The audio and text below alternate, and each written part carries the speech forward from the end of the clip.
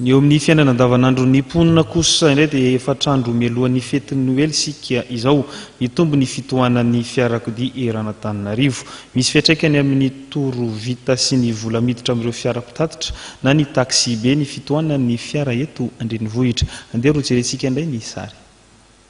Saika ahitana fitohanan'ny fiara avokoa ny lalana eto Antananarivo renivohitra indrindra amin'izao akatoko ny fety izao. Nisy ny lamy efa napetraka ny teo anivon'ny komina Antananarivo amin'ny tsy idiran'ireo fiara mpitatitra ao Analakely mba hisorohana amin'ny tena fitohanan'ny fiara, saingy mbola mampiteny monana izany fitohanan'ny fiara izany amin'izao. Tsy mahavita toro tahaka ny teo aloha ireo fiara mpitatitra raha nambaran'ireo mpamily mpanampy. Raha tokony ho 5 isan'andro ny vitan'izy ireo dia zara raha mahavita 5 na 9 isan'andro amin'izao. Ny ena araka izany ny vola miditra nefa ny versement ny tompon'ny fiara tsy maintsy fenoina. Kalau mafita sifu, sama kita mien, aku dah apa? Semua tu mien, semua orang tu macam mana pun. Dah, nalasan lah.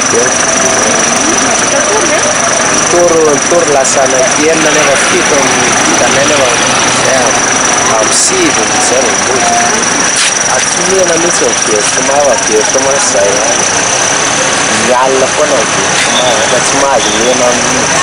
Isan'ireo fiara tsy miditra ny Analakely intsony ny fiara larana 420, 500 ary ny 220 mampitoena Analakely sy Ambohimanarina, Analakely sy Ambohibao ary Analakely sy Ambohijanahary.